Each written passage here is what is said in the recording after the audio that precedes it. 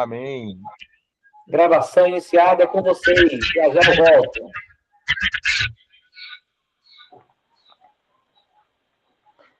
Boa noite a todos, a paz do Senhor Jesus. Quero agradecer aos amados irmãos pela oportunidade de mais uma vez estarmos juntos. Agradecer ao pastor Éder pelo convite para trazer essa reflexão. Todos estão me ouvindo bem? Sim. Pronto, que bom. Ao pastor Alberto também. Para mim é um desafio grande trazer a palavra. E esse homem de Deus está escutando, esse professor maravilhoso que Deus colocou sobre nossas vidas. Mas eu creio que a palavra de Deus ela é poderosa, né? E eu queria convidar os irmãos, aqueles que podem. Queria saudar também o meu pastor Wilson, também, que é o meu profeta, aquele que me instrui na palavra também. E a todos os irmãos da SERV e das demais denominações que estão aqui conosco. Para que nós possamos ganhar tempo, eu queria convidar os irmãos para que abrissem a palavra do Senhor comigo, no Evangelho de Mateus, no capítulo 4. Eu vou trazer a reflexão a um texto que nós conhecemos e eu creio que Deus vai nos abençoar nessa noite. Em nome de Jesus. Mateus, capítulo 4, a partir do verso 1. Está aparecendo metade do seu rosto. Só a metade? Meu rosto está aparecendo aí, pessoal? Deixa eu melhorar aqui. Tá cortando o que? O áudio? Não, só Veja aí agora. O pessoal, isso está aparecendo. Está aparecendo metade. Amém. Vamos ler aqui. A palavra do Senhor diz assim: a seguir, Jesus foi levado pelo Espírito ao deserto para ser tentado pelo diabo. E depois de jejuar 40 dias e 40 noites, teve fome. Então o tentador, aproximando-se, lhe disse: se és filho de Deus, manda que estas pedras se transformem em pães. Jesus, porém, respondeu: está escrito, não só de pão viverá o homem, mas de toda a palavra que procede da boca de Deus. Então o diabo levou a cidade santa, colocou-o sobre o pináculo do templo e disse-lhe: se és filho de Deus, atira-te abaixo, porque está escrito, aos seus anjos ordenará ao teu respeito que te guardem, e eles te sustentarão nas suas mãos, para não tropeçares, em pedra alguma. Respondeu-lhe Jesus: também está escrito, não tentarás o Senhor teu Deus. Levou ainda o diabo a um monte muito alto, mostrou-lhe todos os reinos do mundo e a glória deles. E lhe disse: tudo isto te darei, se prostrado me adorares. Então Jesus lhe ordenou: retira-te, Satanás, porque está escrito, ao Senhor teu Deus adorará, e só a ele dará culto. Com isto o deixou o diabo, e eis que vieram os anjos e o serviram. Amém? Eu queria orar rapidamente. Meu Deus e meu Pai, nós queremos te louvar pelo privilégio de estarmos compartilhando e expostos à tua palavra. Eu creio que a sua palavra, meu Pai, ela é poderosa. E nós cremos que nós seremos impactados nessa noite, não só pela ministração da palavra, mas também por tudo que nós iremos viver. Que o Senhor possa abençoar cada um dos teus filhos nessa noite e que nós possamos receber com alegria essa palavra no nosso coração, em nome de Jesus. Amém. Queridos, esse texto é muito conhecido, como eu falei, e o interessante é que Jesus era levado ao deserto pelo Espírito.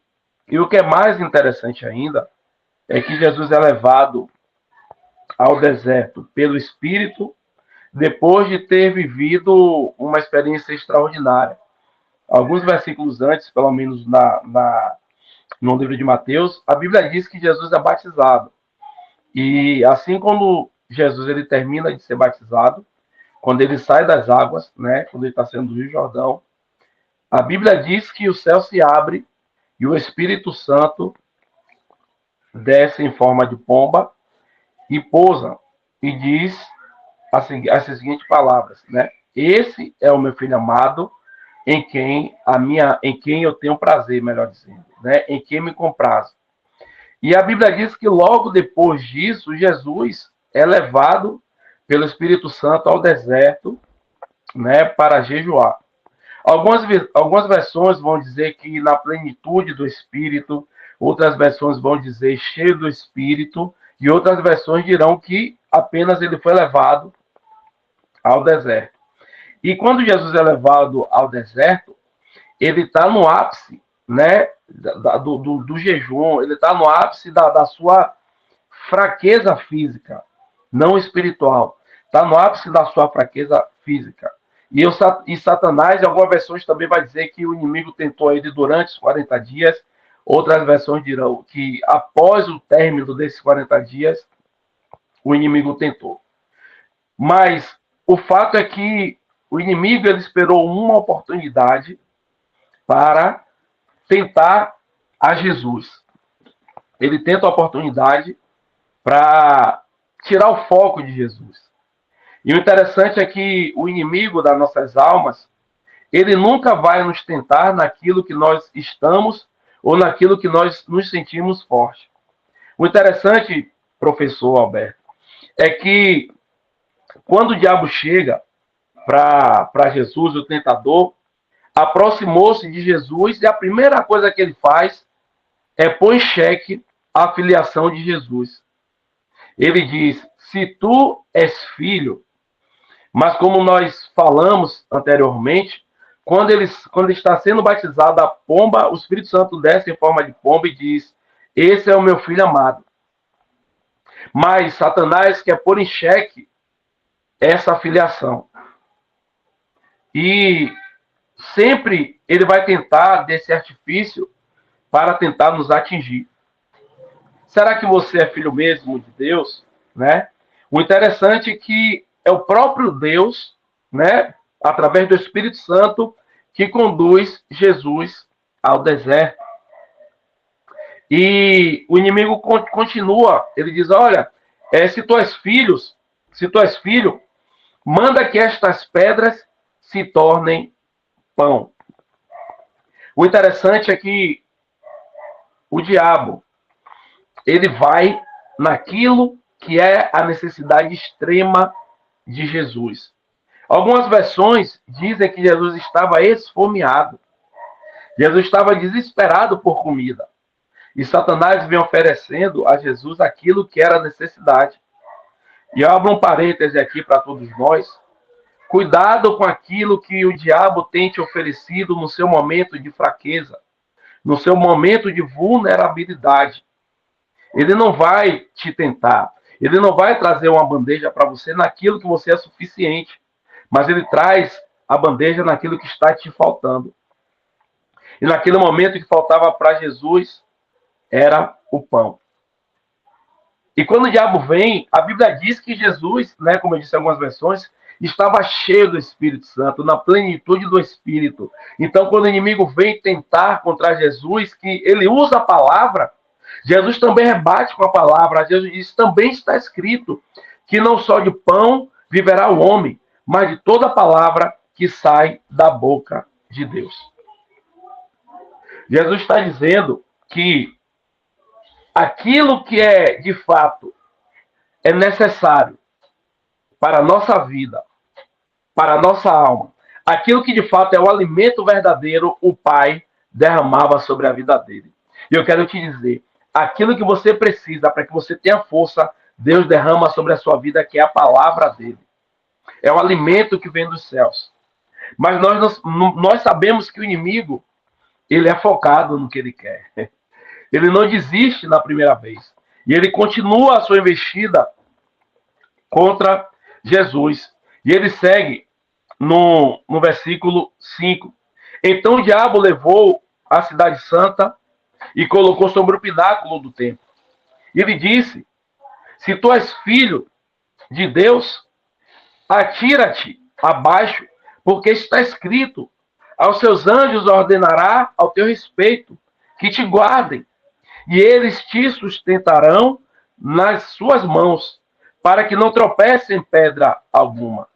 O interessante é que Satanás, ele conhece a palavra, a Bíblia diz que ele crê e estremece, mas não obedece. E ele está lançando um tropeço, tentando lançar o tropeço sobre Jesus, usando a própria palavra de Deus. Sabe, queridos, nós temos que ter cuidado com aquilo que nós ouvimos, porque muitas vezes as pessoas usarão, pessoas com más intenções, usarão a palavra de Deus para tentar nos enganar, nos ludibriar. E a todo tempo que Satanás vem com a palavra, Jesus rebate com a palavra também. Isso mostra o quanto nós temos que estar ligados, nós temos que estar buscando para que nós não possamos cair em nenhum laço de Satanás. Aos seus anjos ordenará o teu respeito. Lança-te daqui, Jesus. A Bíblia diz que os anjos vão te sustentar. E Jesus responde, mais uma vez, também está escrito, não tentarás o Senhor, teu Deus. Sabe, queridos, muitas vezes nós caímos de lugares, eu vou usar essa metáfora, porque nós tentamos ao nosso Deus. Porque nós não temos o conhecimento necessário da palavra. E nós queremos fazer coisas, nós queremos ir para lugares que Deus não nos mandou ir. Nós queremos fazer coisas que Deus não nos mandou fazer. E nós estamos tentando a Deus. E quando o resultado é negativo, nós culpamos ao Senhor. Mas nós precisamos ouvir de fato aquilo que Deus fala através da palavra dele. Jesus está dizendo assim, olha, eu sei que está escrito, mas também está escrito que eu não posso tentar o meu Deus. Isso é falta de fé? Não é. Isso é conhecer a fundo as Escrituras. Então nós precisamos ter cuidado. Mas como eu disse, Satanás, ele é focado naquilo que ele quer. Por quê, queridos? Deixa eu te dizer, ele sabe qual é a sentença dele. Ele sabe para onde ele vai. E o objetivo dele é que ele possa levar o maior número de pessoas com ele junto. Mas eu glorifico ao Senhor que enquanto Satanás ele vem tentando contra as nossas vidas, Deus ele vem nos ajudando com o Espírito Santo para que nós tenhamos vida. O próprio Cristo diz, eu sou o caminho, a verdade e a vida. Enquanto o inimigo vem para roubar, matar e destruir, Jesus vem para que nós tenhamos vida e a tenhamos com abundância e em abundância. E o interessante, pastor Wilson, é que quando Satanás ele está tentando contra Jesus, é justamente para que Jesus abra mão de lutar pelas nossas vidas. Ora, veja-se que se Jesus desistisse, aceitasse a tentação, talvez nós não estivéssemos aqui. Mas Jesus era focado, Jesus sabia do seu chamado, Jesus sabia o que tinha que ser feito e fez o que tinha que ser feito. E muitas vezes nós sabemos e não fazemos. Nós temos que ter cuidado com isso. Satanás ele não vai desistir na primeira, ele não vai desistir na segunda, mas eu tenho um conselho para te dar, pelo poder da palavra. E quando você estiver cheio do Espírito Santo de Deus, você vai resistir à tentação de Satanás. Aleluia. O segredo é estar cheio da palavra. O segredo é meditar de dia e de noite, como diz lá o Salmo 1. Sabe, queridos, nós temos as armas, nós temos as munições, nós precisamos saber usar essas armas. Aleluia. E muitas vezes nós gastamos essa munição com coisas que não são interessantes. E quando chega o momento da tentação, quando chega o momento da provação, onde nós temos que provar que somos cheios, que conhecemos, nós temos atitudes diferentes. Satanás sabia qual era a missão de Jesus. Ele sabia o que aquele jejum que Jesus tinha feito e a não aceitação da proposta dele feita a Jesus poderia causar, poderia impactar. E sabe qual é o resultado desse jejum? Sabe qual é o resultado da negativa de Jesus às bandejas de Satanás? É eu e você estarmos aqui nessa noite. Se você pode, glorifique ao Senhor. Esse é o resultado. É por isso que Jesus não aceitou. E nós precisamos entender o seguinte, que às vezes nós pensamos assim, Jesus foi tentado porque ele era Deus. Jesus era homem, queridos. E se a Bíblia diz que ele foi tentado, é porque tinha a possibilidade dele pecar. A Bíblia diz que Jesus em tudo foi tentado, mas não pecou. Aleluia, Diácono Júnior. Então, queridos, já estou finalizando. E o diabo continua investindo e disse, veja que quando ele leva Jesus ao pináculo, é um lugar alto. Ele diz, atira-te daqui. Só que o inimigo, ele pode nos levar a ser seduzido por aquilo que nós vemos. Olha o que diz o verso 8. Levou ainda o diabo ao monte muito alto, mostrou-lhes todos os reinos do mundo e a glória dele, e disse, tudo isso te darei se prostrado me adorares. Queridos, entenda, perceba como Satanás, ele usa da impressão. Ele está querendo impressionar Jesus. Ele leva Jesus para o ponto mais alto. Para quê? Para que Jesus tenha aquela impressão de que Satanás é muito grande. E ele oferece todos os reinos da terra, porque foi dado a ele. Ele ainda diz mais, toda a autoridade eu te dou sobre esses reinos. Perceba que o inimigo faz questão de levar Jesus no ponto mais alto. E Jesus olha as coisas de cima para baixo. E isso dá a sensação de poder. Ele mostra todos os reinos. E um segredo, professor Alberto, que tem aqui no verso 9, que diz assim, se prostrado me adorar. Sabe, querido, na tradição judaica,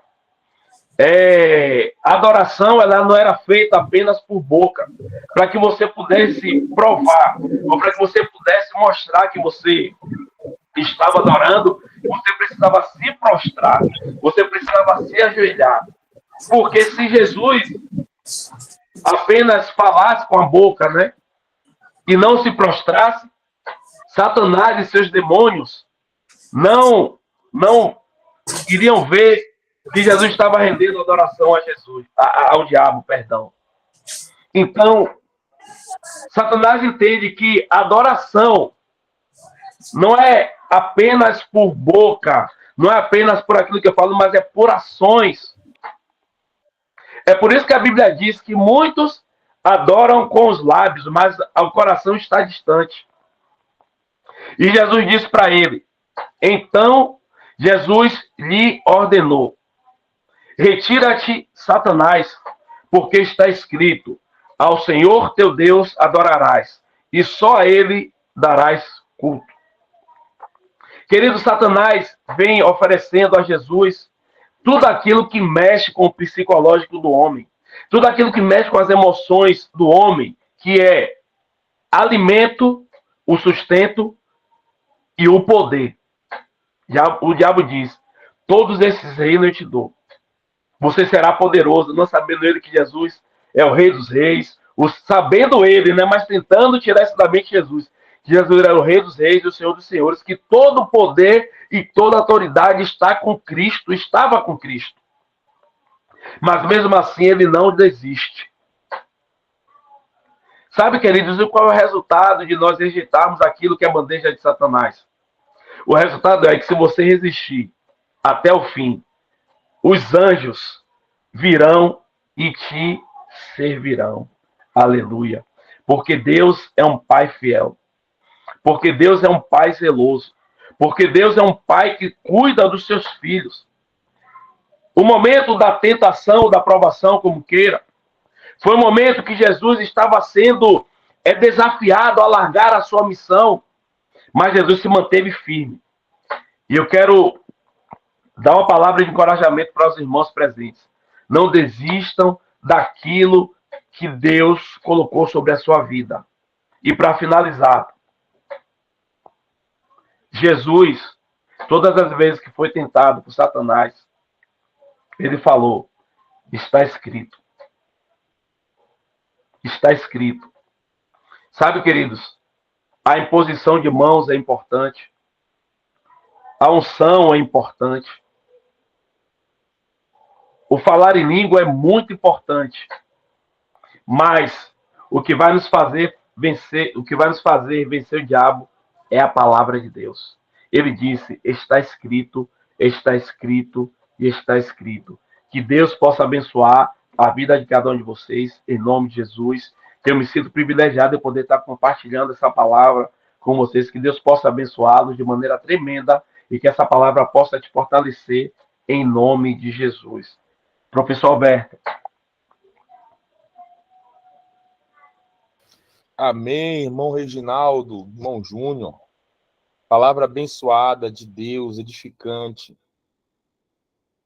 Bênção iniciar uma aula com devocional é importantíssimo para nos firmar na palavra, né? Nos manter alicerçado na rocha. Bênção pura, que Deus continue te usando para a glória dele. Amém. Bom, nós temos um público bom, um quórum muito bom, melhor do que na aula passada. Glória a Deus. Temos 18 pessoas na live de hoje. Bom, meus queridos, chegamos à nossa terceira aula do componente apologética. Que todos sejam bem-vindos, né? Que Deus possa nos dar uma aula abençoada, uma aula edificante, uma aula onde, né, tenhamos a oportunidade de aprender mais e mais da tua palavra. Eu vou compartilhar com vocês o material que eu preparei para a aula de hoje. Assim que aparecer, por gentileza, alguém comunica. Alguém fale, por gentileza. Porque eu não estarei mais vendo, vocês estarem olhando aqui para o material. O material da aula de hoje é um compilado de algumas literaturas, assim como do texto bíblico, sobre o tema apologética, mais precisamente acerca da ética. Então você pode estar se perguntando, né? O que uma coisa tem a ver com a outra? Vocês vão ver que tem tudo a ver. Vocês estão vendo aí a imagem que eu estou compartilhando? Não sei Ainda não apareceu. Tá, não porque aqui está um pouquinho lento. Mas vocês me ouvem bem? Sim ou não?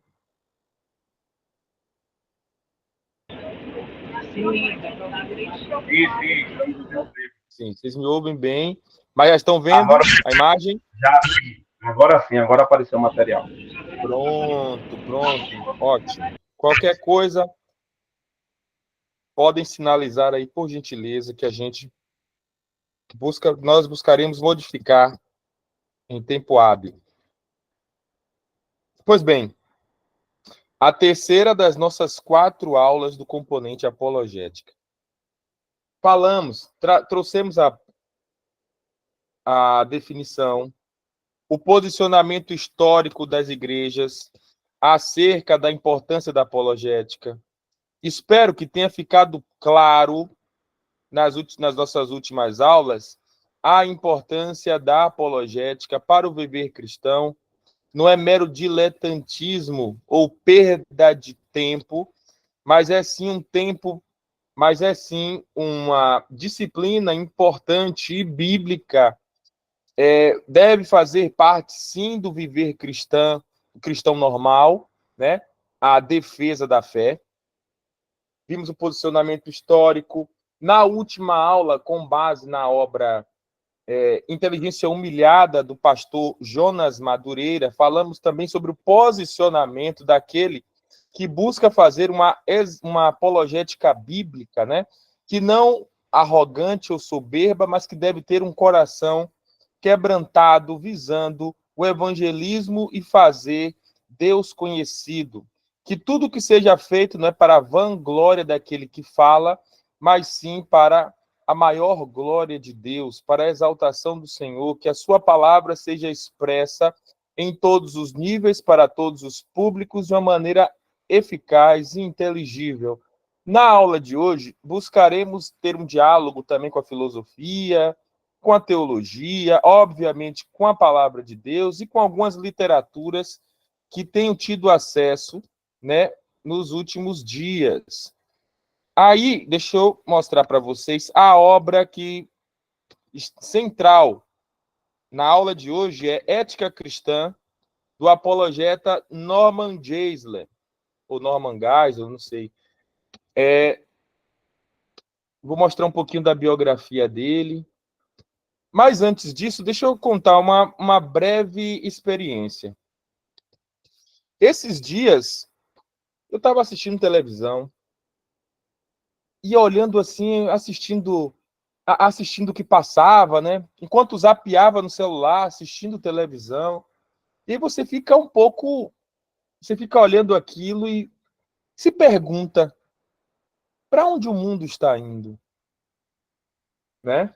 Parece que está tudo tão de cabeça para baixo. Só que aí você nota o comportamento das pessoas ao seu redor é um comportamento muito similar àquilo que a gente vê na televisão, nos filmes, nas séries. Aquilo que você acha que está de cabeça para baixo é cada vez mais comum, é cada vez mais normal, é cada vez mais aceito. E aí você entra em parafuso por um instante e fica, ora, será que eu estou atrasado? Será que eu perdi o bonde da história? Será que eu, afinal, que estou errado e o mundo está seguindo o seu curso? Eu não sei se vocês já tiveram essa experiência de se sentir inadequado. Você ouve conversa das pessoas e as pessoas falam de assuntos que para vocês são absolutamente estranhos. Estranhos à luz das escrituras, estranhos acerca daquilo que a gente sempre ouviu falar. Está tudo tão mudado, tão estranho. E acerca disso, essa obra Ética Cristã nos ajuda a refletir sobre o caminhar do mundo atual. Seria muito fácil eu dizer, o mundo jaz no maligno, ou dizer, quem é amigo do mundo constitui-se inimigo de Deus. Amém. É verdade. Não nego nada disso. Mas estamos no mundo. E a experiência, como já falamos várias vezes, a experiência cristã não é uma experiência de escape, de fuga, mas, embora tendo essa lógica de coisas, estamos inseridos no mundo e esses desafios estão para nós, para os nossos filhos, para os nossos familiares, para a nossa igreja. Como se comportar, o que pensar, como viver, né? Será que a teologia, a apologética, a filosofia nos ajuda a nos posicionar de uma maneira cristã, bíblica e adequada? É isso que buscaremos responder na aula de hoje. Observem, nessa obra que eu trouxe hoje, eu gostaria que os irmãos, a exemplo da aula passada, que eu achei muito bacana, os irmãos se pronunciaram, falaram. Então, aquela participação foi muito rica e enriquecedora. Eu gostaria que acontecesse. Buscarei, eu sei que nosso tempo é pouco, mas apresentarei algumas posições e gostaria que os irmãos se posicionassem. Será que isso é bíblico? Será que é isso que o Senhor Jesus, essa atitude que o Senhor Jesus quer que tenhamos nos dias atuais, ou não? Né? Será que será que nós estamos confusos? Será que nós estamos certos do posicionamento, atitude e comportamento que devemos ter no dia a dia, nas mais diferentes situações? Vamos lá. Bom, antes de mais nada, falando, né, sobre esse texto, com base no livro Ética Cristã de Norman Geisler, nada melhor do que falar sobre ele. Ele é um apologista cristão, é um PhD em filosofia, um teólogo, um pastor, um homem que escreveu mais de 90 livros, anos e anos de serviço ao Senhor, né?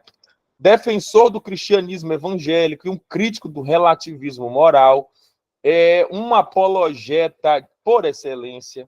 Muitas das suas obras são leitura obrigatória em cursos de teologia e seminário para preparação de pastores, porque a sua obra é de uma importância ímpar para a compreensão desse assunto. Então, vale a pena adquirir livros desse mesmo autor, como é necessário não ter fé suficiente para ser ateu, né? Ética Cristã, entre outros livros, né? Razões para Crer. Eu tive alguns livros dele e são realmente de grande valia para o conhecimento apologético. Então, o pressuposto do autor é que ele é, obviamente, cristão, crê na Bíblia como inerrante, infalível, é um profundo conhecedor da nossa história e tradição. Então, a partir desse lastro histórico, filosófico, cristão e bíblico, ele escreve esse texto. Então, podemos confiar, mas claro, como bereanos, aqueles que analisam o que está sendo escrito com as escrituras, mas ele busca estar de acordo com os princípios bíblicos. E aí eu vou colocar aqui, bom, nós vamos falar de ética cristã, mas o que seria mesmo ética? Ética e geralmente quando nós falamos de ética, vem a palavra moral. Será que são sinônimos? São a mesma coisa? Termos intercambiáveis, ou seja, são termos que servem para as mesmas coisas? Vamos falar aqui de uma maneira breve, né? A moral e a ética são conceitos relacionados, mas possuem diferenças fundamentais. A moral refere-se a um conjunto de normas, valores e costumes que orientam o comportamento dos indivíduos em uma sociedade. Aquilo que nós consideramos certo, correto, de bom tom, isso tudo faz parte da nossa moral, que é construído secularmente. Então, podemos dizer que, no caso do Brasil, nós somos um país conservador que tem uma moral baseada, né, nos ideais judaico-cristãos. Isso nós vemos, né, nas instituições públicas, nos símbolos nacionais, na nossa tradição, na nossa religião. É correto afirmar que a nossa moral é muito baseada no cristianismo. Esses valores são determinados cultural e historicamente. Se nós formos, por exemplo, ao Irã, Iraque, Afeganistão, Arábia Saudita, Japão ou Coreia do Norte, a moral é diferente. A moral não é igual em todos os lugares. A depender do contexto histórico, social, econômica, religioso daquele povo, a moral muda de povo para povo, a maneira que se veste, a maneira do que é certo, errado, bonito ou feio, né? Esses valores morais são construídos socialmente considerando vários aspectos, né? Então, vale colocar que na base da nossa sociedade estão os princípios judaico-cristãos, bíblicos cristãos. A ética, por sua vez, é um campo da filosofia que se dedica ao estudo da crítica da moral. Bom,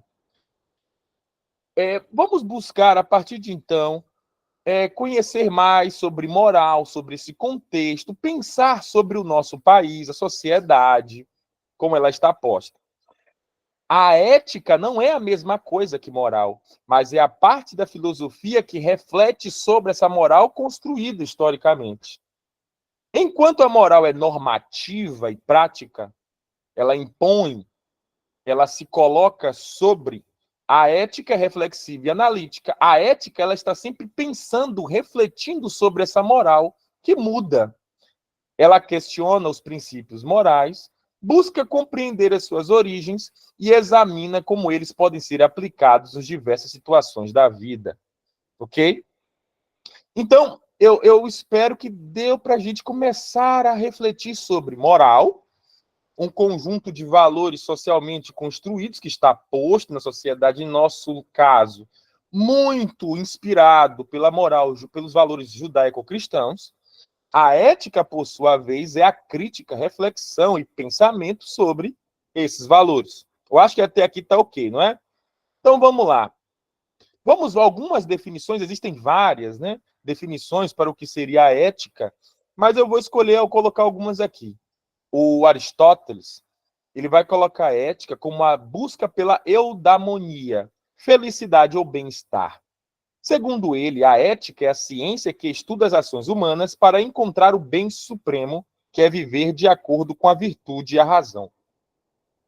Então, para Aristóteles, a ética é a busca pelo bem supremo, pelo bem comum, pela felicidade da maioria a partir do bem viver. Então, é a construção dessa reflexão acerca do que é a busca pelo bem-estar, né, no contexto mais amplo de sociedade. Para Immanuel Kant, o filósofo moderno, a ética está fundamentada na razão e na ideia do dever. Ele impôs a ética do dever ou deontologia, em que as ações são moralmente corretas se feitas a partir de uma obrigação moral expressa no imperativo categórico. Age apenas segundo a máxima tal que possa, ao mesmo tempo, querer que ela se torne uma lei universal. A grosso modo, é a busca por um comportamento mais adequado no âmbito universal, onde as pessoas reflitam e buscam um comportamento mais adequado para o bom andamento da sociedade. Mas vamos lá. Essa construção, ela é progressiva e linear. Vimos em história da igreja, né? A antiguidade, na Idade Média, nós tivemos a grande presença da igreja, a partir da presença de Constantino, que torna, né, que faz cessar as perseguições ao cristianismo. O cristianismo torna-se uma religião hegemônica, poderosa e rica, e passa a ditar, ditar a moral da sociedade do Império Romano, pouco a pouco, né? Então, percebemos que no Ocidente, principalmente, esses valores cristãos foram se fortalecendo, se consolidando, se espalhando, se difundindo e crescendo na sociedade. Mas vamos lá. Observem essa imagem. Claro que poderíamos explorar esses temas de uma maneira mais rica, mas eu quero trazer apenas algumas provocações para a nossa reflexão. Olhe essas imagens que eu particularmente gosto bastante e sempre trago obras de arte nas nossas aulas. A criação de Adão, de Michelangelo, que eu já tinha mostrado para vocês, e a persistência da memória de Salvador Dalí. Mas, professor, o que é isso? O que tem a ver arte com ética, moral, teologia, Bíblia? Calma. Você já assistiu aquele filme Karate Kid? Eu sempre falo isso também, né? Tira o casaco, coloca o casaco. Por muito tempo o menino achou que aquilo não fazia o menor sentido, não tinha nem para que fazer aquele treinamento, coloca o casaco, tira o casaco, até que ele entende que aquele processo todo formativo, aquele treino exaustivo servia para que ele estivesse construindo uma forte defesa. Então, olhem essas imagens. Nós, como já foi falado, na Idade Moderna, nós tivemos ideias como humanismo, antropocentrismo, né, onde a Igreja Católica, então vigente, que dava as cartas na Idade Média, ela começa a ser questionada, contestada, e a gente vê aí, se na Idade Média poderíamos ter visto um homem dobrado, né, ajoelhado, ou olhando para os céus, louvando a Deus, na Idade Moderna ele não está afastado de Deus. ele simplesmente ele é uma figura um tanto debochada, né? Senhor, se o senhor quiser mesmo, o senhor que faça força, o senhor que venha. É curioso, né? É uma imagem que nós já debatemos aqui, que suscita muitas reflexões, mas ainda assim, nós vemos, né, um relacionamento entre Deus e o homem. Na Idade Moderna, essa imagem ela é um símbolo importante das mudanças de pensamento daquele período histórico. Isso no século XVI. Só para a gente ter uma noção, os portugueses estavam chegando no Brasil e tal. Mas na Europa já estava esse movimento, né, de contestação às ideias católicas, às ideias as ideias racionalistas, a filosofia de Descartes, etc, etc. Aí nós temos uma progressão do pensamento.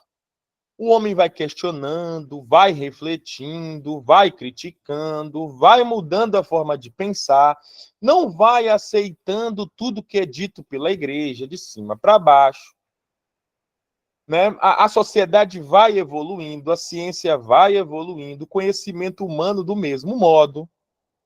Aí, imaginem vocês que o conhecimento, o desenvolvimento humano vai chegando a um ápice tal, lá pelo século XIX, ao período do cientificismo, do conhecimento e tal, as pessoas têm noção, olha, quando chegarmos no século XX, teremos uma época plena de conhecimento, teremos uma vida melhor como nunca o homem teve. Teremos plenitude de tudo. Vamos colocar assim, né? As expectativas sobre o século XX eram as melhores possíveis, porque o século XIX foi um período de apogeu, vamos colocar assim, de maior crescimento do conhecimento. Mas, como eu costumo dizer, chega o século XX, decepção pura. O que a gente tem? Primeira Guerra Mundial, guerras imperialistas, conflitos na Europa, né? Aquilo que pensou-se ser a época do desenvolvimento, do crescimento, da evolução, do avanço, mostrou-se na prática uma fase de muita decepção no mundo.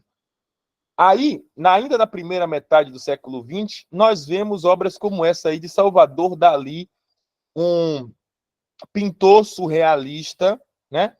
Que ele está pintando, você vê que é uma obra de arte que não tem muito a ver com a realidade, é uma fuga da realidade, são reflexões, muita influência de Freud, da psicanálise, da busca pelo inconsciente, porque o consciente, o mundo tal qual apresentado aos nossos olhos, era uma decepção, era uma tristeza só.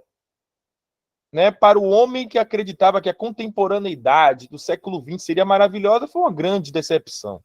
Então, nesse período, a obra de arte visou mexer com os sentidos, com a imaginação.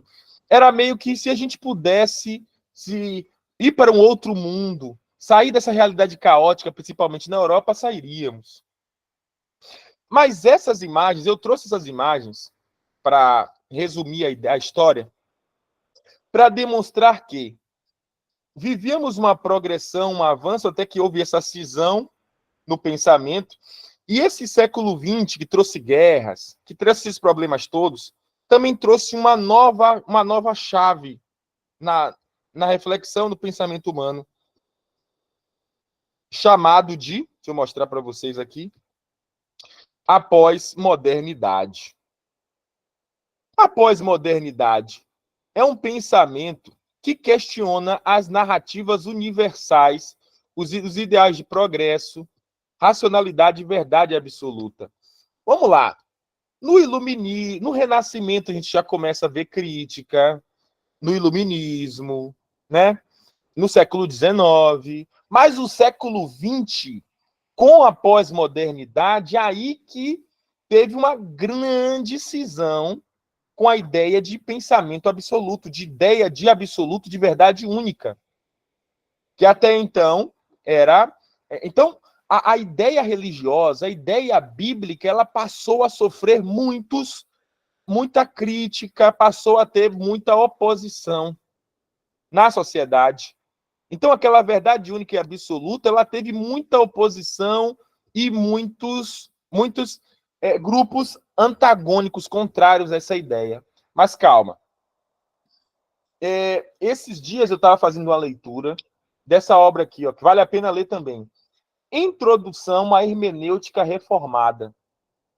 Talvez você não esteja familiarizado com esse conceito, mas hermenêutica são as ferramentas de interpretação de um texto, onde na teologia se utiliza muito dessas ferramentas para interpretar textos bíblicos, haja vista que estamos distanciados do texto bíblico histórico, culturalmente, né, milênios.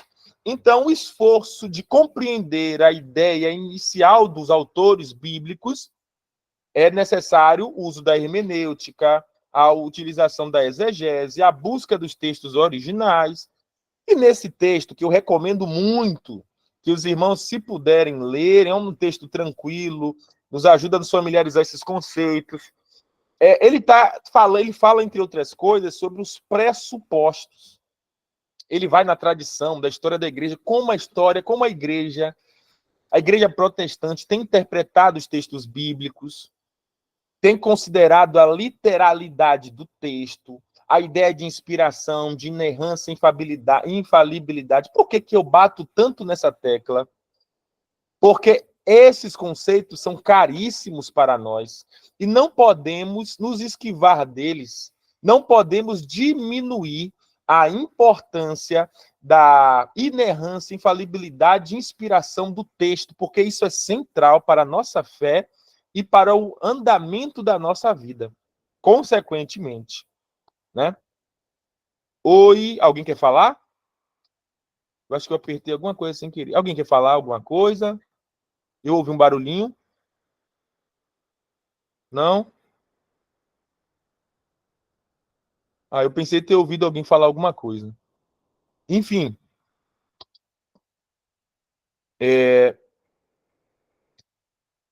Alguém quer falar alguma coisa? Não. Beleza. Aí, esse texto ele é importante porque por conta dos pressupostos.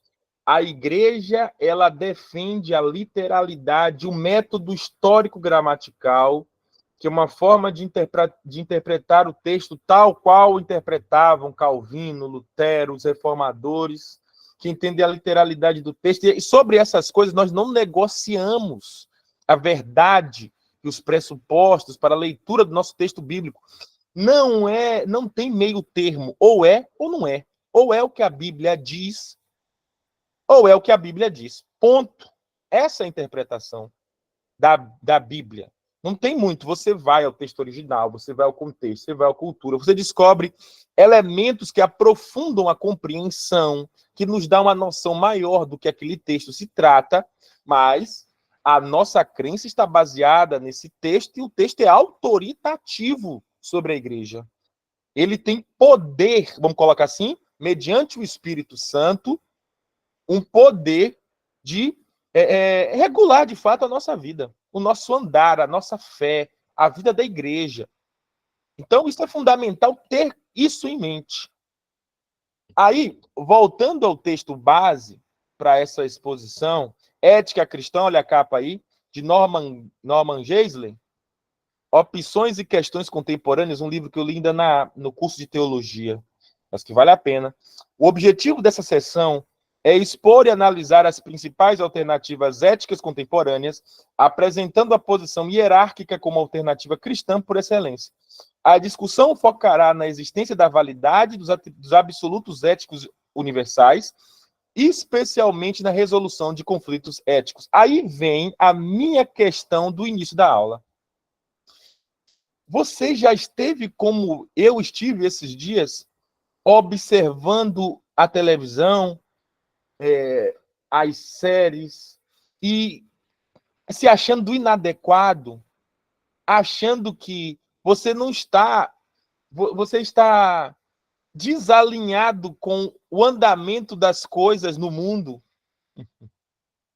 Eu sou professor, eu lido com crianças, com adolescentes, com pessoas que estão antenadas. Eu preciso pesquisar o que eles veem, o que eles ouvem, o que eles assistem. E eu percebo que na fala deles, muita coisa que me deixa, se eu tivesse cabelo, eu ficaria eu ficaria muito agitado. Para eles é comum, é normal.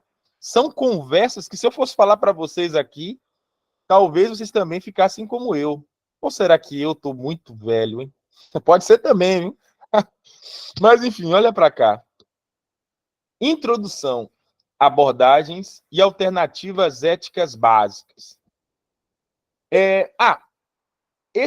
Vou buscar abordar basicamente o primeiro capítulo, que gira em torno de uma questão.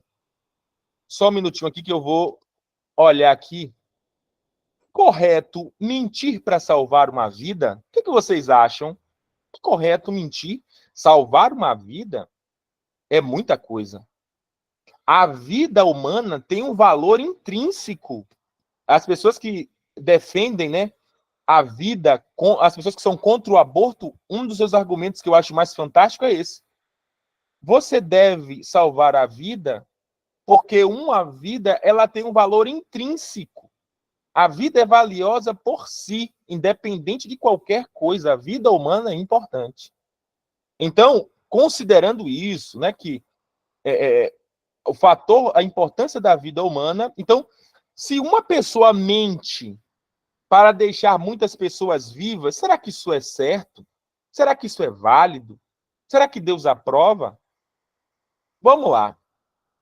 Alternativas básicas na ética normativa. Deixa eu contar para vocês um pouquinho dessa história. Isso aconteceu, se eu não me engano, em 1953 ou 43, alguma coisa assim, em meados da Guerra Fria, né, pós-Segunda Guerra, treta entre União Soviética e Estados Unidos, e aí estava se construindo uma grande luta entre norte-coreanos e estadunidenses, né, norte-coreanos já aliados com as ideias socialistas, né, contra os Estados Unidos. Aí, o que acontece? Deixa eu contar essa história. O comandante Lloyd Butcher, do navio espião Pueblo, que com sua tripulação de 23 homens foi capturado pelos norte-coreanos. Imagine aí. Quando os interrogadores ameaçaram matar a tripulação, Butcher assinou confissões, confessando falsamente a culpa de fazer espionagem nas águas territoriais da Coreia do Norte. Essas falsas confissões vieram a ser o fundamento para poupar as vidas da população, da tripulação e levar à sua libertação. A pergunta, portanto, é essa: a mentira de Butcher para salvar essas vidas foi moralmente justificada? Ou, de modo mais geral, mentir para salvar uma vida é moralmente certo em qualquer situação? E aí? Uma maneira de responder a essa pergunta é rejeitar totalmente a noção de moralidade. Bom, deixa eu fazer uma pergunta aqui. Quem me conhece, muitas séries hoje são antiéticas, principalmente da língua, é verdade. Deixa eu fazer uma pergunta para vocês. Mentir, mesmo que para salvar vidas, é correto? Por favor, se exponham. Quem é meu aluno, ou que já foi meu aluno em outras disciplinas, sabe que eu faço perguntas capciosas. Sabe que eu quero fazer com que as pessoas pensem. Eu não quero aqui expor ninguém negativamente, mas eu quero simplesmente nos fazer pensar sobre isso.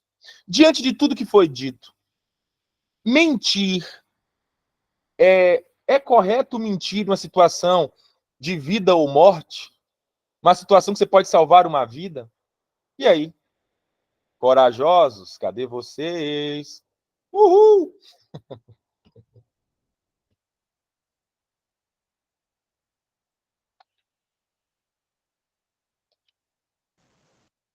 Boa noite, Opa! boa noite. pastor Éder? É o pastor Éder que está na área? Eu estou aqui há um tempinho já acompanhando, mas o pastor estou na frente. Já tudo, pastor. Pronto. Amém, amém, Pastor amém. Wilson, pode falar, meu irmão. Boa noite a todos, a graça e a paz do Senhor Jesus. De fato, é algo para a gente pensar e a gente, nesse momento, fazer o pesar na balança, de fato, aquilo que nós somos. Porque, se eu não me engano, pelo que eu entendi, o moral, né, a moral foi construída, né, foi edificada de acordo com as verdades bíblicas. E a ética vem trazendo um certo questionamento, né, colocando luz sobre aquele entendimento para, de alguma forma, fazer a gente pensar, pô, e é nessa hora que eu vou precisar salvar alguém, eu posso ferir a moral para salvar alguém? E, na minha opinião, por mais que seja doloroso, ainda que a vida seja importante, a moral baseado naquilo que Deus estabeleceu vai além, né? Vai além. A palavra de Deus, aquilo que foi estabelecido como verdade de Deus, vai além do que a própria vida. Haja vista que Jesus disse: aquele que quiser salvar a sua vida, eu imagino que qualquer outra vai perder, mas aquele que perder por amor de mim vai ganhar. Então, na minha opinião, não é correto mentir para salvar, ainda que possamos fazer, mas não que seja correto. Essa é a minha opinião. Gente, eu não imaginava que começaríamos tão bem. Pastor Wilson falou aqui, aí a irmã Leite falando aqui outra coisa, no outro caminho. Tá interessante demais, gente. Eu tô curtindo. Irmã Leide, se você pudesse falar para desenvolver o seu argumento, eu amaria. Pastor Éder, vai falar, pastor? Oi, queridão. Deus abençoe. Gente, boa noite mais uma vez. Para quem não dê ainda, boa noite, rapaz. Eu queria botar mais linha na fogueira. Eu queria que vocês pensassem na situação de Raabe com os 2 espias lá, né, quando foram espiar a terra de Canaã. É só isso que eu queria dizer. Pensem. Eu queria ouvir mais gente aí, mais pessoas. Eu não sei muito, não. Eu quero mais ouvir. Mas essas discussões são muito bacanas, muito legais, né? Gente... Boa noite, professor Alberto. Ai, desculpa interromper alguém. Opa! Boa noite, irmã Leite. Boa Sempre noite, bom a paz do ouvi-la, por Senhor. favor. Ó, e Eu depois fui o no irmão mesmo- Júlio quer falar. Pode falar, minha irmã. Eu pensei exatamente em Raabe, foi o que veio logo em mente, assim, mas Raabe mentiu para salvar, né, os espias. Então, assim, tem também o caso lá esqueci agora, me falhou aqui também, que mentiu, dizendo que a esposa dele não era a esposa para se salvar. Então, assim, são muitos casos também na Bíblia que a gente também pode avaliar, né? Pode também colocar como exemplo. Imagine você numa situação de risco, vendo sua filha na sua frente, você podendo fazer uma mentirinha para salvar. Eu acho meio complicado isso. Mas eu pensei muitas coisas, eu disse eu mentiria, sinceramente, eu mentiria. É minha opinião. Irmã Leide, muitíssimo obrigado por seu posicionamento. Muito bom. Ficou claro assim o seu posicionamento. Ficou claro. Agora, irmão Júnior, pode falar, meu irmão. Boa noite a todos mais uma vez. Pastor Éder, muito obrigado, viu, por esse presente de falar de Raabe. E Raabe ainda complica porque ela pede para os espias lembrarem dela, né? É uma situação complicada. Mas eu penso muito, eu sigo muito pelo que o pastor Wilson falou, né? Se a gente tem uma base ética e essa moral é baseada nisso também, se nós cometêssemos tal coisa, toda essa construção, pelo menos pessoal, iria abaixo, né? Não teria sentido. É claro que nós somos feitos de emoções, né? Eu posso agora estar dizendo que eu não mentiria e em uma situação eu fizesse o contrário. Ou também dissesse que eu não aceitaria ver um ente querido como foi posto e na hora dizer que eu mentiria e não faria. É uma situação bem complicada e complica mais ainda pela ajuda que nosso pastor Éder deu, né? Por esses exemplos e pelo exemplo também que a, a irmã citou de Abraão, que teve que mentir, né? Quando estava indo para o Egito, que Sara era sua irmã. Então, eu acho, professor, que é um assunto muito complicado, mas até então, até então que eu digo, o meu pensamento é que eu vou muito pela ética e pela moral, né? Se tem uma base, se há um direcionamento para que a verdade é absoluta, eu acho que a verdade tem que ser absoluta. E eu já me parei, já me perguntei se um dia eu me encontrasse em uma situação dessa, qual seria a minha reação? Muito bom, muito bom. Quem mais? Quem mais? Júlio, Deixa eu ver, a irmã Arídia está falando aqui. Opa, irmão Júlio. boa noite, gente. Paz do Senhor. Falar em botar lenha na fogueira, a gente tem que lembrar, como falar, de Abraão, de Isaac, lembrar de Jacó, que mentiu dizer que foi irmão, foi caçar, e quando encaixou, ele levou o irmão deixou o irmão ir caçar e disse que ele era Esaú.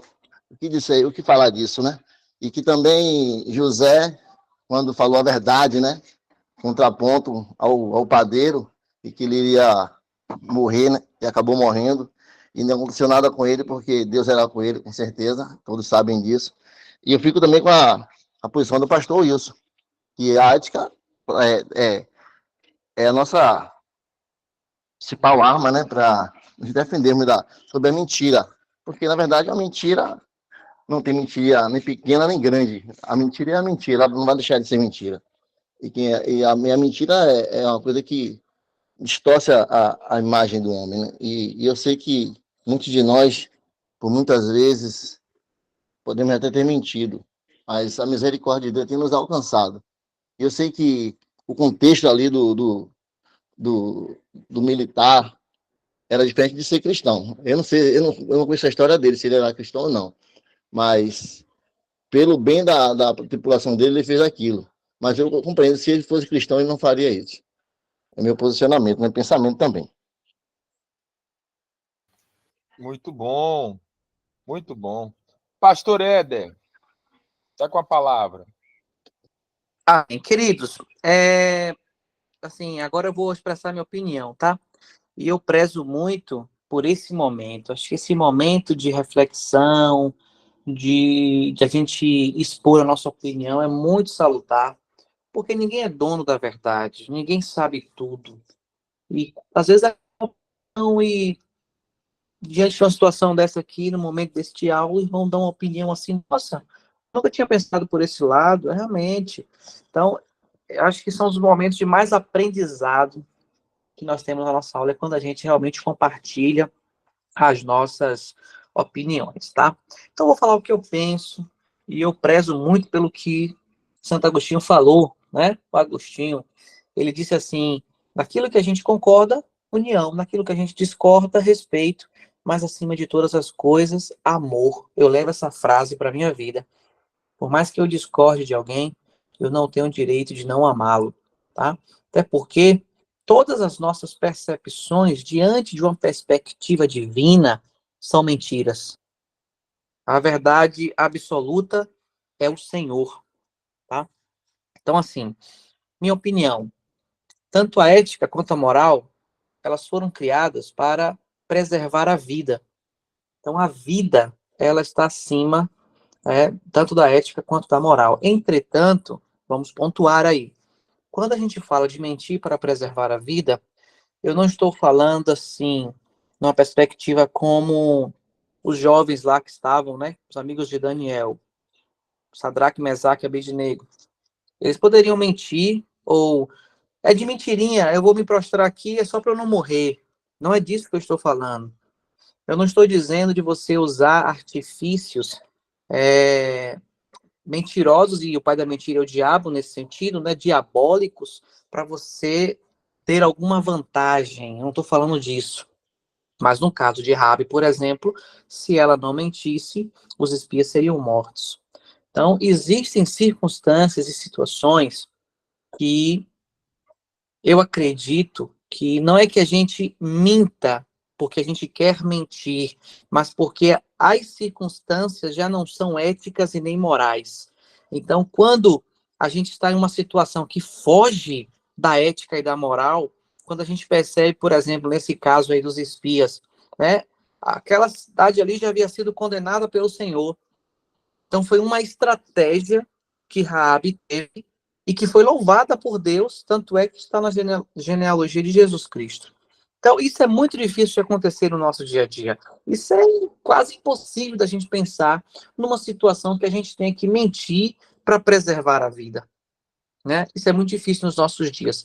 Mas o meu posicionamento é esse. O posicionamento é que a vida é mais importante do que a ética e do que a moral, porque, no meu ponto de vista, essas foram criadas para preservar a vida, tá? Mas, deixando bem claro, que eu não estou aqui dizendo que você pode sair mentindo por qualquer coisinha. Não, se eu não mentisse, eu ia ser punido no trabalho. Isso não existe. Para preservar o meu trabalho, eu menti. Isso é picaretagem, isso é pecado, isso aí é ser influenciado pelo diabo. Não é disso que eu estou falando. Então, não sei se fiquei bem claro aí, mas tentei expressar da melhor forma. E é isso aí, vamos continuar discutindo, vamos continuar pensando. Eu recebo as opiniões dos irmãos em amor, vou refletir mais sobre isso, porque é assim que a gente cresce. Deus abençoe.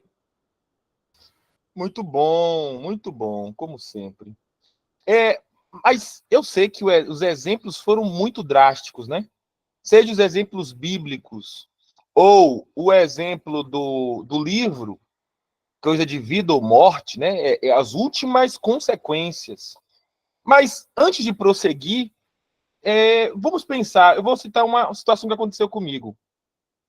Recentemente, eu estive numa entrevista de trabalho que poderia, não vou dizer mudar a minha vida, mas elevar o meu patamar econômico assim significativamente. Não sei se esse foi o único critério, mas era para uma escola católica de grande prestígio, e eu disse que eu era de professor de religião, onde eu disse que eu era protestante, eu era evangélico. Falei, eu só disse a verdade na entrevista. Na minha cabeça, para a glória de Deus, eu achei que fui muito bem. Mas eu falei a verdade sempre. E do meu lado, eu competia com uma pessoa também muito capaz, e etc., mas era católico. Ele era católico, com a cruz enorme no peito. E eu estava numa visível desvantagem. Depois de chegar em casa e contar, né, para minha família, a minha própria família disse, detalhe, não são cristãos, evangélicos, disseram, meu filho, era para você dizer que você reza a missa por esse salário? Ai, com isso eu não quero me vangloriar, não. Nem dizer que eu sou melhor do que ninguém, Deus sabe.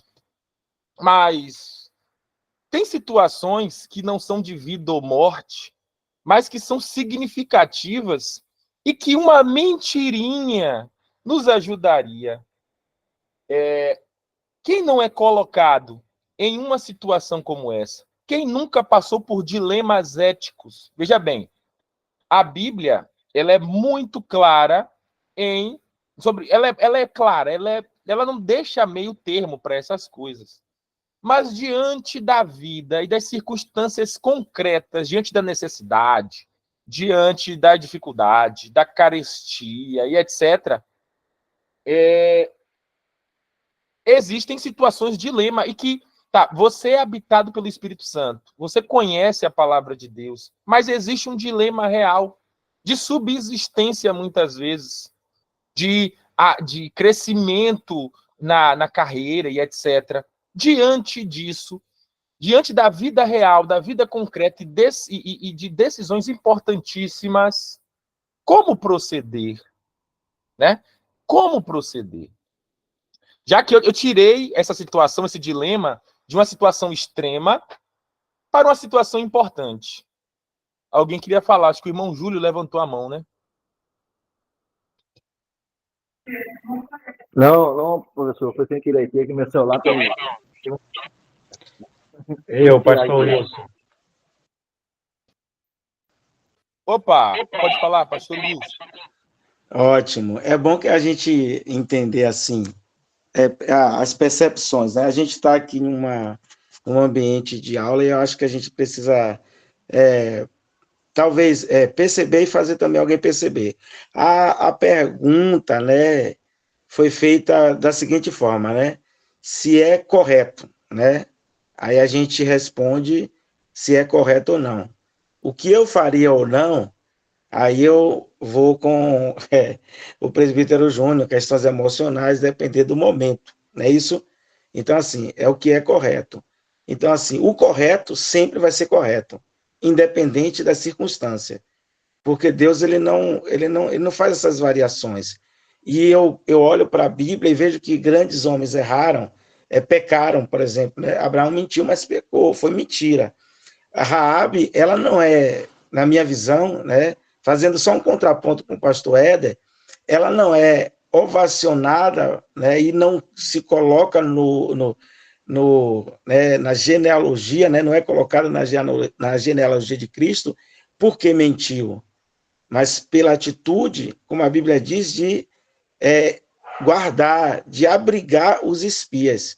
A Bíblia não louva o erro, mas a atitude dela, né, de guardar. Então, é uma questão também de visão, porque, assim, eu não acredito que, de alguma forma, a moral colocada como verdade bíblica, ela vai fazer uma curvazinha em algum ponto da história para que as coisas se ajeitem.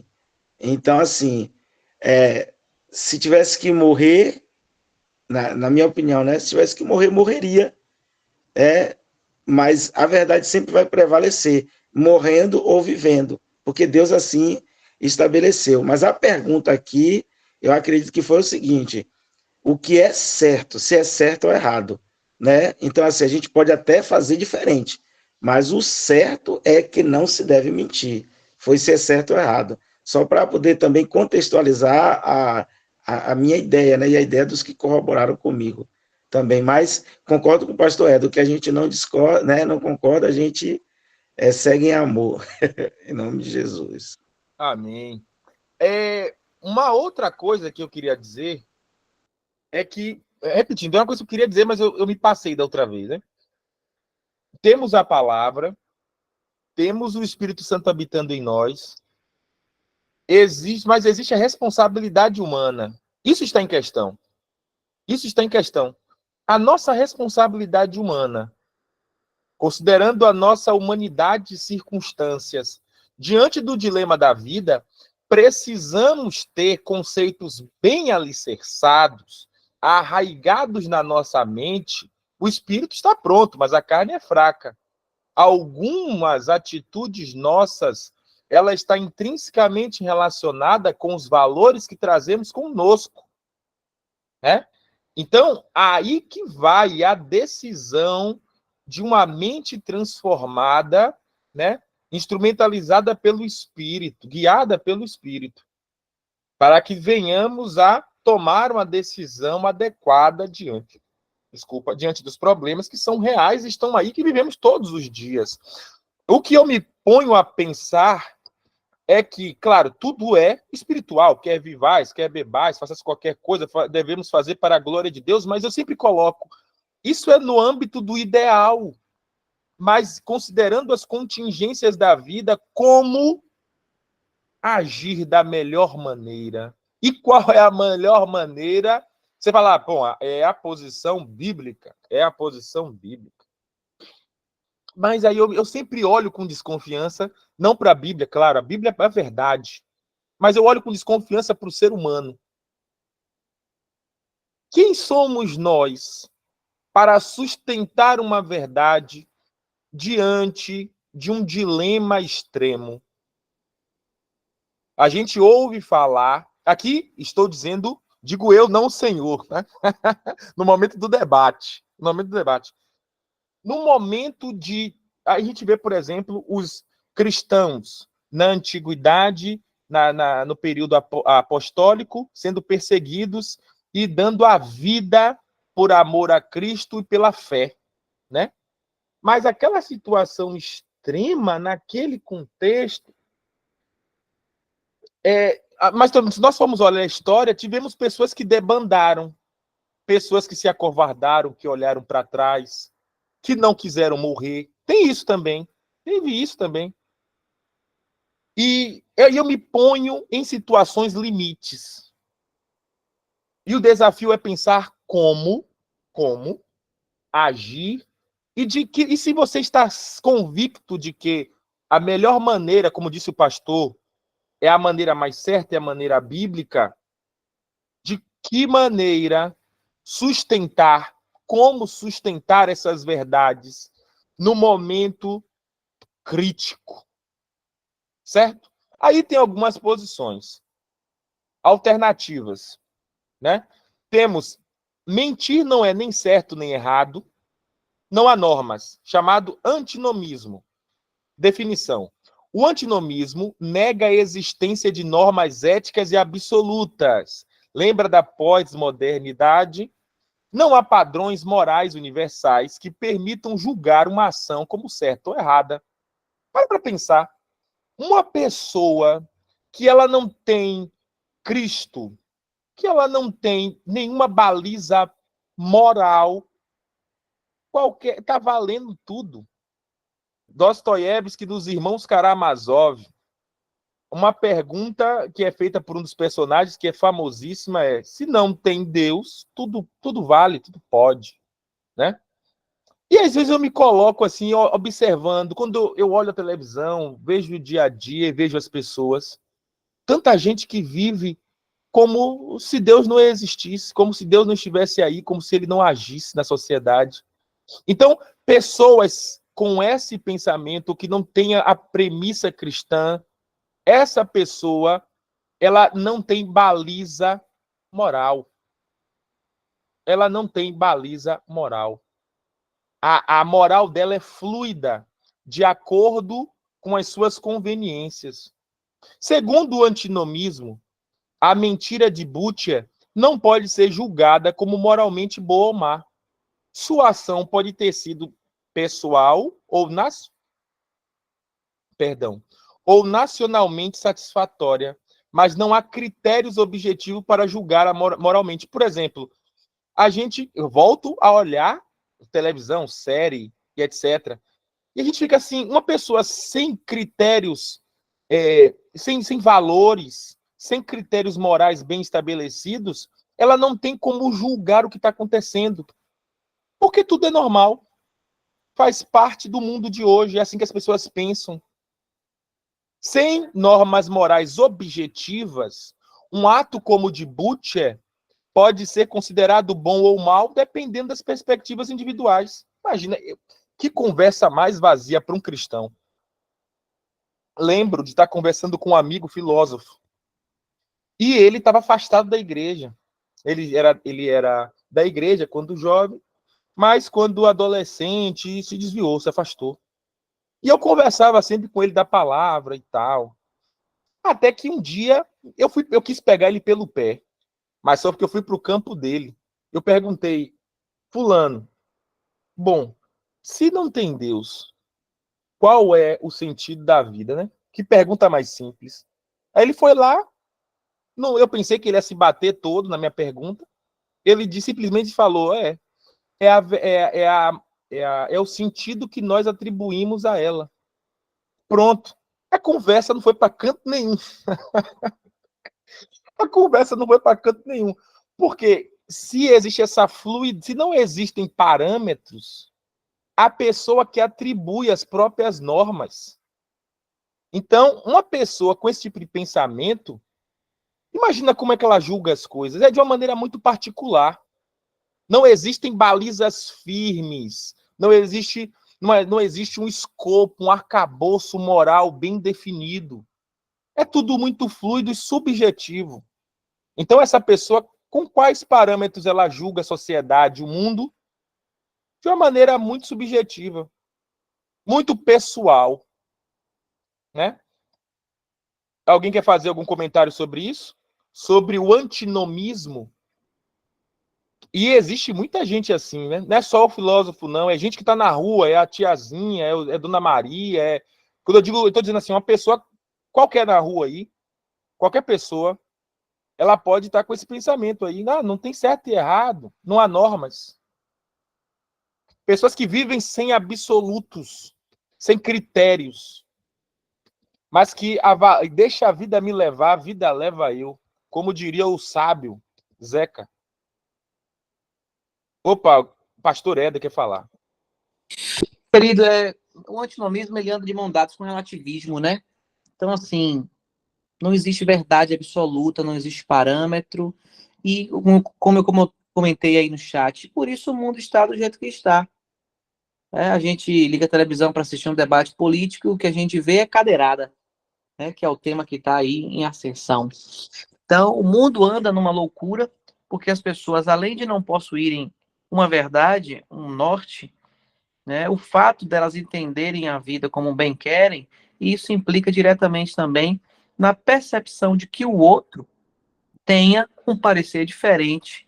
E aí a gente entra num ciclo louco de julgamento, né? Às vezes, na grande maioria das vezes, nesses julgamentos é pró as nossas percepções e contra aquilo que a gente acha ruim ou contra aquele que a gente acha ruim. E o caminho é do jeito que caminha, mas glória a Deus porque nós temos a palavra, né? Para nos nortear, nos guiar e nos trazer essas percepções. Sim, perfeito. Pastor, o irmão Reginaldo Júnior vai falar. Pode falar, irmão. Eu iria falar justamente isso que o pastor Éder falou, né? Eu acho que hoje a moral e a ética que se tem no mundo, pelo menos para aqueles que as adotam e aqueles que creem nelas, vem da Bíblia, né? E aqueles que não temem a Bíblia vivem no absoluto relativismo, né? Nem tudo é tão certo e nem tudo é tão errado.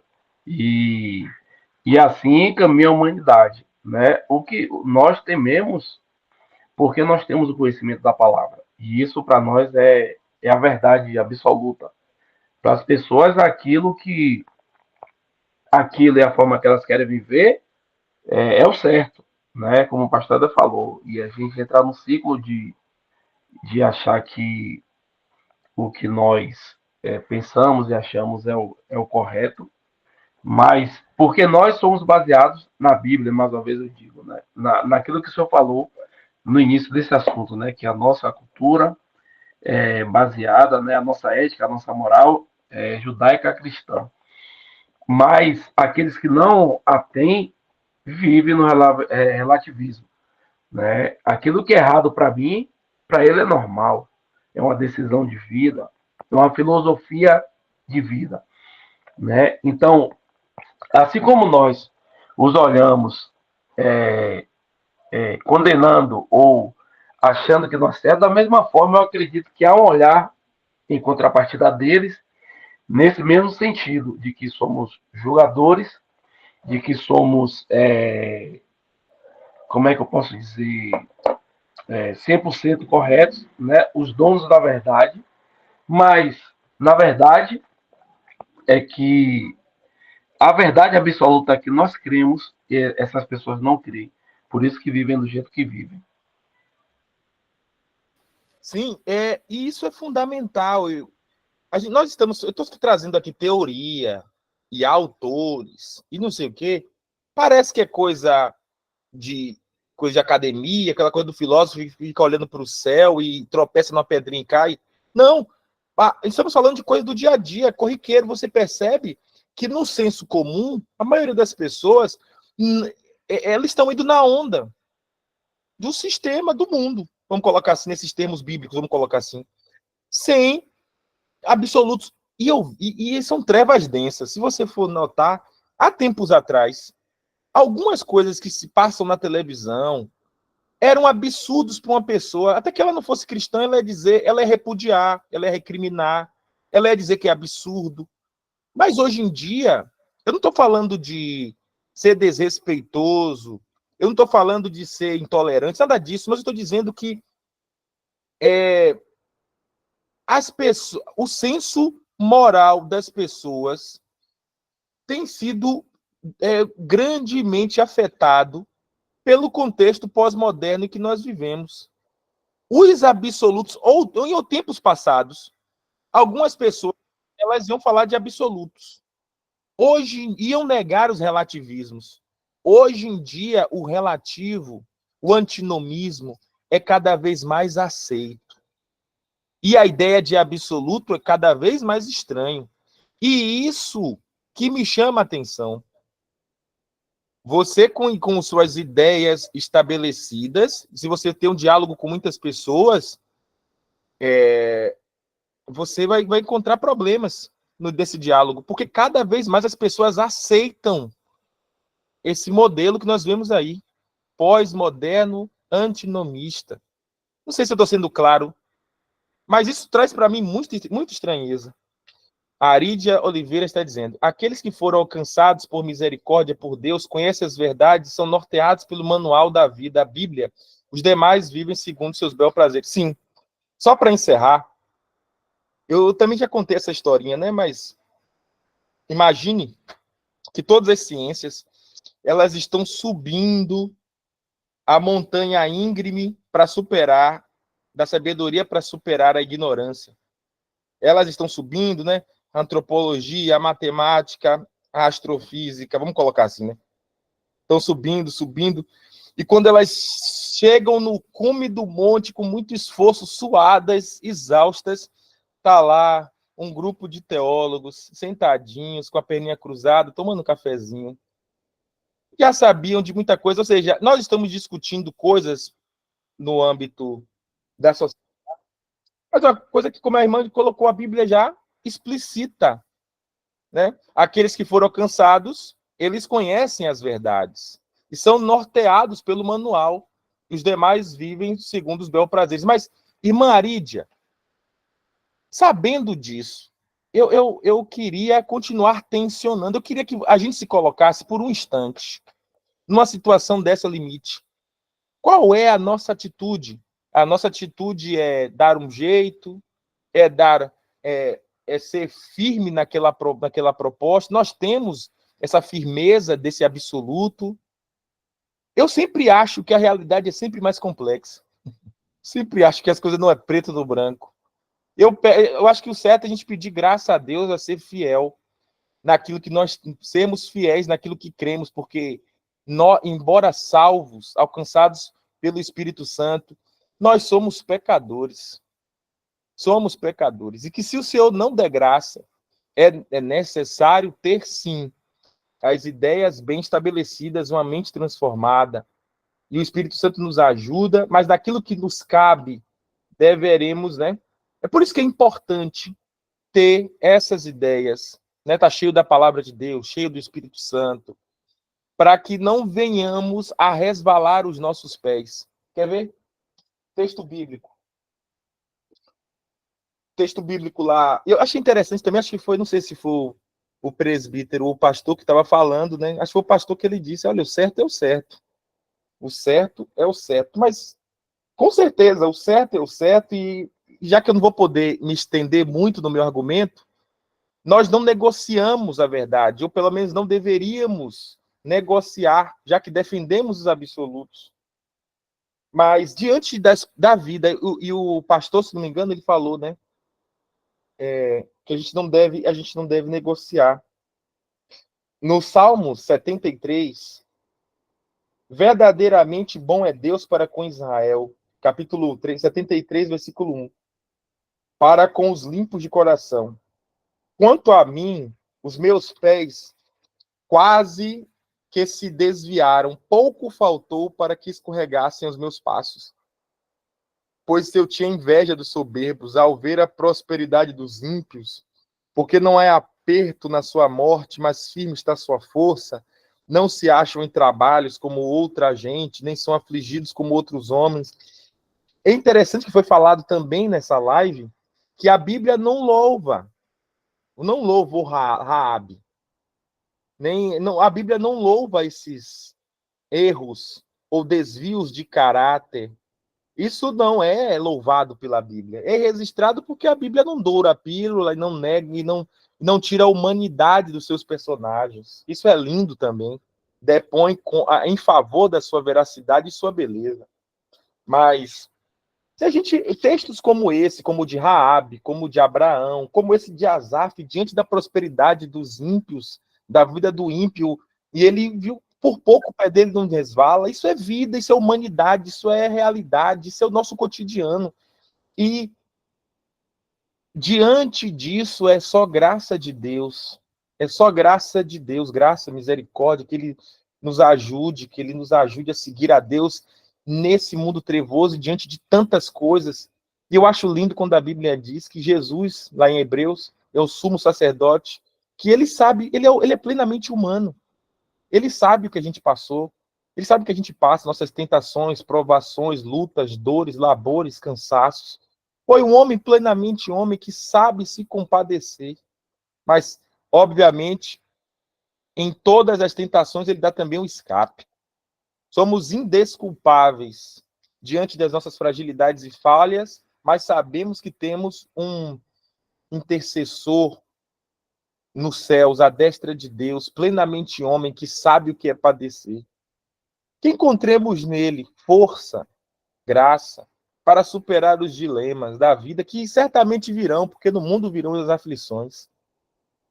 Que o Senhor nos prepare, nos ajude, e que essa aula de hoje, eu espero que seja de alguma forma instrumento e ferramenta para nos fazer pensar, orar, nos dedicar mais a Deus, tendo em vista essas dificuldades reais da vida. Né? Não estou aqui. Eu gosto de fazer esse papel de crítico a contrapelo para nos fazer pensar, mas reforçar os absolutos é necessário. Reforçar o papel da palavra de Deus em nossas vidas é primordial. E falar sobre isso é fundamental para tentar viver essa vida. Não é? Que o Senhor nos ajude sempre. Que é o Senhor toda a glória e a nós o curar da vergonha. Diga, pastor Éder. Pastor Éder? Pediu a palavra ou foi impressão minha? Na verdade, eu cliquei aqui e saí sem querer, rapaz. Mas já voltei. Mas eu queria falar algo, porque eu fiquei, de certa maneira, preocupado e até envergonhado, rapaz. Eu me posicionei de forma equivocada. Quando eu falei de Raabe, a primeira vez foi para provocar. Na segunda vez, o que eu quis dizer foi que, como o pastor Wilson bem colocou, Deus não louva a mentira, mas o que eu quis dizer foi que ela mentiu pelo bem, pelo o que estava no coração dela em acolher os espias, né? Só essa colocação para que os irmãos não entendam de forma equivocada, né? Achando que a Bíblia louvou um pecado. Não é isso, não. Só eu queria colocar dessa maneira. Obrigado! Isso não passou pela minha cabeça, não. Eu conheço o pastor Éder, o seu caráter. Não coloco essas coisas não, pelo menos eu posso dizer que eu não pensei isso, não. Mas isso me ajudou a criar esse argumento, viu? Realmente, a Bíblia não louva essas coisas. Coisa explícita na sua palavra, mas ambas as contribuições foram importantes para a construção do nosso argumento, do nosso conhecimento. Foi maravilhoso, eu aprendi. O presbítero Júnior, pode falar. Não, é justamente isso, né? Que, assim, na verdade, eu louvar a Deus pela oportunidade, né, de estar aprendendo, de estar ouvindo, de ouvir pontos diferentes que, de fato, nos leva a pensar, nos leva a refletir, né? E um ponto que o professor Alberto colocou, que em todas essas questões, é claro que o desejo do nosso coração e que a gente busca é fazer a verdade aquilo que é certo, mas a nossa humanidade sempre vai estar nos cutucando. E isso aí que é o que complica, né? É onde nós, de fato, devemos pedir graça, a graça do Senhor. Mas é importante que, e até um conselho, né, para os demais, oportunidade que se expressa, porque isso é de um crescimento que é, não tem como nós mensurarmos, né? E assim, a contribuição de cada um, com certeza, hoje me fez crescer ainda mais sobre os temas abordados. Muito obrigado mesmo, estou todos de parabéns. Glória a Deus. E, irmãos, mais uma vez eu queria agradecer nesse tempo, né, que vocês disponibilizado a atenção, né, a participação. Bênção pura, todos, absolutamente todos que falaram, todos que estão na live contribuíram, todos que falaram foram fundamentais na live de hoje para o desenvolvimento, para a construção do conhecimento, para a formação de ideias, para a nossa reflexão. Que venhamos a continuar assim, né? Bênção pura. E antes que o pastor passar a palavra para o pastor Éder, lembrando que para a próxima aula, vocês têm que apresentar, né? É a hora de vocês, da turma, fazer a exposição dos seus conhecimentos. E eu acredito que o desafio será, de alguma forma, articular os conhecimentos adquiridos, construídos, assimilados, ao longo dessas aulas anteriores, com aquilo que vocês irão expor, né? Porque o desafio é esse, é sempre agregar para enriquecer o nosso discurso apologético. Amém? Eu estou ansioso por ouvi-los, que de alguma forma esses conhecimentos estejam inseridos no seu discurso, na sua fala, na sua apresentação. Então, utilize dos recursos que tiverem, se tiver slide, se tiver vídeo, se tiver música, né? Estejam livres para utilizar a criatividade de vocês para fazer essa exposição, né? Vamos fazer como a Bíblia manda, né? Que vier a nossa mão para fazer, que viemos a fazer com todas as nossas forças, com excelência, que é para a glória de Deus, para a edificação dos santos, para a obra do ministério. Obrigado, pastor Éder, e a todos pelo tempo, pela compreensão, pela paciência, pela participação. Que Deus os abençoe em Cristo. Opa, Diogo e Diego levantou a mão. Pode falar aí, meu irmão.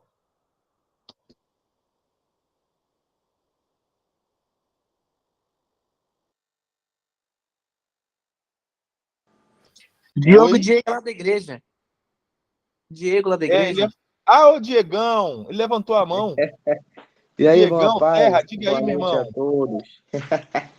Rapaz, essa aula hoje pegou fogo, glória. Isso é bom, irmão, que nos faz pensar, refletir sobre alguns assuntos.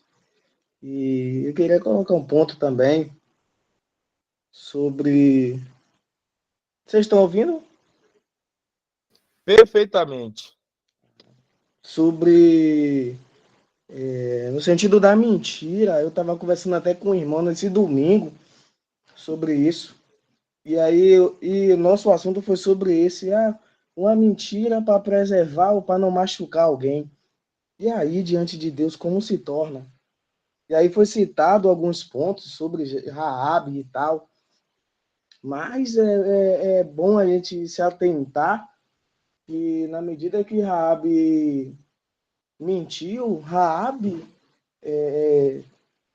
não é como a gente, não tinha experiência com Deus, né? E hoje a gente tem um exemplo de Raabe no sentido de não fazer.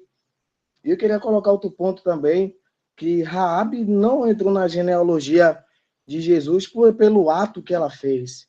Não, ela entrou na genealogia porque ela casou, porque ela teve um filho, Boaz, que foi a bisavó de Davi, tornando assim da linhagem de Jesus. Eu só queria deixar esses dois pontos e qualquer coisa a gente compartilha lá no grupo. Obrigado, irmã. Paz. Muito bom, como sempre, uma fala edificante que nos ajuda a ter verdade. Esse é o ponto. Muito bom, muito bom. Deus continue abençoando o irmão Diego. E aí, meus irmãos, alguém mais quer falar alguma coisa? Não? Então, mais uma vez, agradeço, que Deus abençoe em Cristo e que retenham aquilo que for bom sempre, né, examinar em tudo, retenham o que é bom, vamos ser bereanos, analisar com base à luz das Escrituras para ver se assim é, né? Irmão Júlio. Oi, professor Alberto. Lembrando sobre o que a gente como você começou a aula, né? Falando da moral, da ética. Deus colocou a lei moral para o povo dele, de Israel, e é ética da parte do povo de Deus analisar toda essa virtude que é você, sobre a lei que dá direcionamento ao povo, né? Que fez que o povo andasse segundo a vontade de Deus.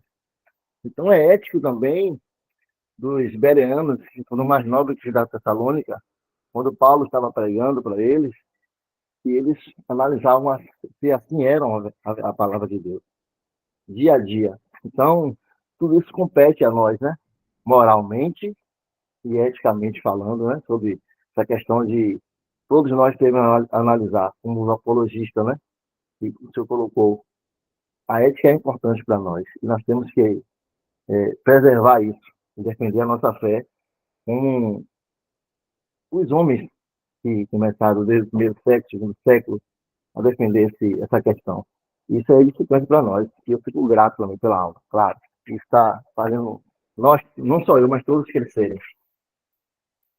Amém, amém. E essa parte dos bereanos, eu lembrei da pregação do começo da aula, né, do presbítero Júnior. Em determinado momento ele falou sobre a gente tem que tomar cuidado até mesmo com aqueles que fazem menção da palavra, né, mas aí estão fazendo menção, mas de uma forma errada, de uma maneira distorcida, né, doutores para si mesmo. Isso tem acontecido, pessoas que se dizem pastores, líderes, que fazem menção da palavra, mas que estão rompendo com a moral cristã, que estão colocando outras coisas e outros interesses à frente, que demonstram que não estão com essa moral bem estabelecida, para ficarmos atentos mesmo, e que a gente lembre que seja todo homem mentiroso e Deus verdadeiro. Na dividida a gente fica com o Senhor. Com certeza. Deus abençoe. Amém. Pastor Éder, passar a bola. Amém, queridos. Gente, que coisa boa, hein? Falar sobre esses temas são importantes, necessários. Mas já que vocês se apegaram tanto a Raabe, só para fazer uma provocação final, para vocês irem pensando nisso, Raabe não conhecia Deus, como Diego bem colocou. E Davi conhecia? Davi, quando se fez de louco. Davi, quando dizia que era filisteu e no final vinha por trás matando os filisteus. Aquilo não é uma mentira, não? Davi podia fazer aquilo. Mas Davi não era o homem segundo o coração de Deus? Enfim, né? Existem outros textos ainda que nos fazem pensar muito sobre esse assunto. Então, como o Alberto bem colocou, todos nós, como homens que somos, sejamos mentirosos e Deus verdadeiro.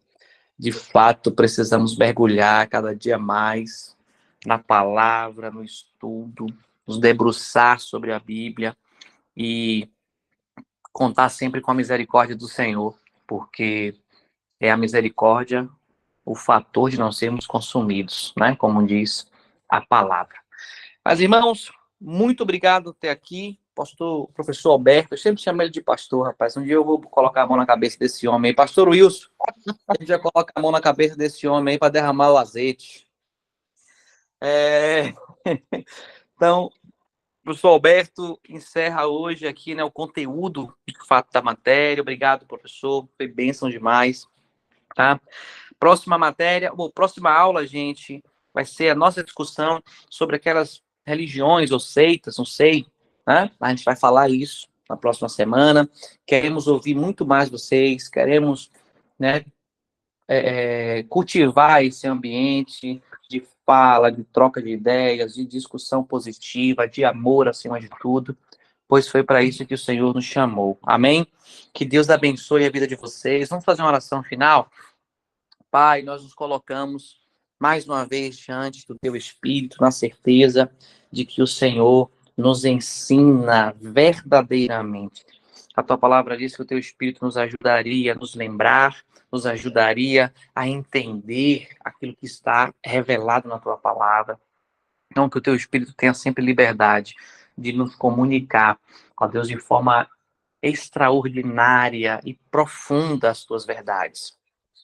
Pai, abençoa cada vida que está aqui, aqueles que já saíram da live, aqueles que não puderam estar hoje, que o Senhor abra o entendimento, que o Senhor amplie, ó Deus, a visão dos teus filhos, porque nós vivemos um tempo onde precisamos nos posicionar, precisamos nos comprometer com a tua palavra, precisamos te servir, Senhor, da maneira certa, como o Senhor deseja. Então, usa-nos para a tua glória. Somos ferramentas, Deus, em tuas mãos. Então, afia-nos, Pai. Derrama do teu Espírito sobre nossa vida e enche as nossas vidas a ponto de transbordar, Pai amado. Nós te louvamos por tudo, em nome de Jesus, te agradecemos. Amém. Deus abençoe a sua vida. Professor Alberto, o senhor é o responsável pela live, então no final você dá o ok aí, cancela tudo, tá ok? Deus abençoe, gente. Até semana que vem. Um abraço. Ok, abraço. Deus abençoe.